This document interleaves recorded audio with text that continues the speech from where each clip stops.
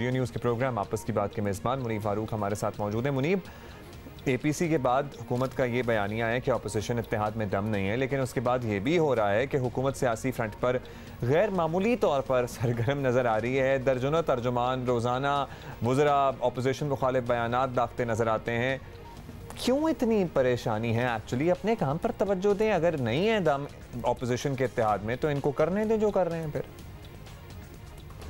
देखिए, परेशानी इसी बात की है कि जब आप हुकूमत में होते हैं, आपके एलाइज आपके साथ ज़रूर होते हैं, लेकिन जब पार्लियामान के अंदर मौजूद या ओवरऑल जो जमातें मौजूद हैं उनमें 11-12 जमातें इकट्ठी हो जाएं और उनमें से एक जमात ऐसी है जो कि बहुत बड़ी जमात है, पाकिस्तान मुस्लिम लीग नून, पाकिस्तान पीपल्स पार्टी दूसरी बड़ी अपोजिशन की जमात है, फिर मौलाना फजल रहमान साहब हैं, उनकी एक माइट है, पॉलिटिकल माइट मौजूद है। बेशक वो उसको ट्रांसलेट नहीं कर पाते नंबर ऑफ़ सीट्स के अंदर, लेकिन ये फैक्ट है कि वो लोग भी इकट्ठे कर सकते हैं और वो तलबा भी आ जाते हैं उनके मदरसा के। तो ये एक थ्रेट मौजूद है कि हुकूमत के लिए, और हुकूमत इसी को फोकस कर रही है। लिहाजा हुकूमत कोशिश करती रहेगी कि विद एवरी पासिंग डे जो ये पाकिस्तान डेमोक्रेटिक मूवमेंट है, PDM जो है, इसकी लीडरशिप की क्रेडिबिलिटी को क्वेश्चन किया जाए, उस पर डेंट डाला जाए। जब कोई इनका जलसा अच्छा नहीं होगा, शो नहीं अच्छा होगा, शो ऑफ पावर वीक होगा, तो हुकूमत उस पर मज़ीद तनकीद करेगी। इसी तरह जैसे मौलाना फजल रहमान साहब के ऊपर केस अब इंक्वायरी की मंजूरी दे दी गई है। So with every passing day हुकूमत तो ये करेगी, बिकॉज हुकूमत अपने इक़्तिदार को तभी आगे ले जा सकती है पुरसुकून तरीके से जब वो डिस्क्रेडिट करे इन तमाम जमातों के लीडरान को, इनके रहनुमाओं को। अच्छा मुनीब, बल्कि आपसे पूछना भी चाहेंगे कि बात इस वक्त इस हद तक आ चुकी है कि मुस्लिम लीग नून के लोगों के खिलाफ गद्दारी के इल्ज़ामात भी लग रहे हैं। अब सोचें, दैट्स अ वेरी बिग इल्ज़ाम, और पर्चे भी काटे जा रहे हैं। तो ये तरीक़ेकार बड़ा पुराना है लेकिन कभी ख़ास कामयाब हुआ नहीं है, तो एक दफ़ा फिर ये तरीक़ेकार आजमाया जा रहा है, तो क्या अचीव करना चाहते हैं इससे? देखिए, ये इसलिए आजमाया जा रहा है, बेसिकली सेडिशन है जो चार्जेस लगाए जाते हैं, हम उसको ट्रीजन में ले आते हैं। बेसिकली ये सेडिशन है, बगावत। अब ये इसलिए किया जा रहा है बिकॉज ये बहुत कन्वीनियंट है और सेलेबल है सियासी तौर पर भी।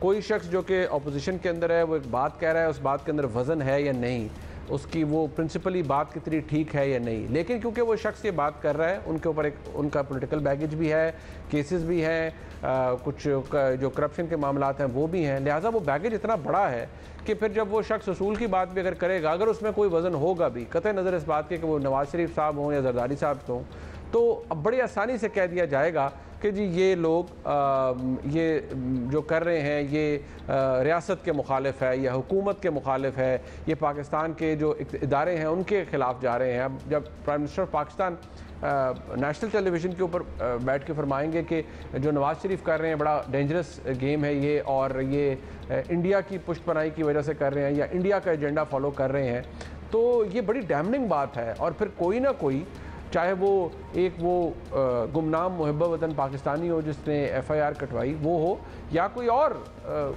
मुहब्ब वतन पाकिस्तानी हो, या एक बहुत बड़ी तादाद मुहब्ब वतन पाकिस्तानियों की हो, वो भी ये समझेंगे कि भाई ये बात तो ठीक है, मियां नवाज शरीफ ये बात कर रहे हैं, ये लोग PDM के अंदर बैठे ये बात कर रहे हैं और बाकी लोग तायीद कर रहे हैं, तो ये तो बहुत गलत बात है।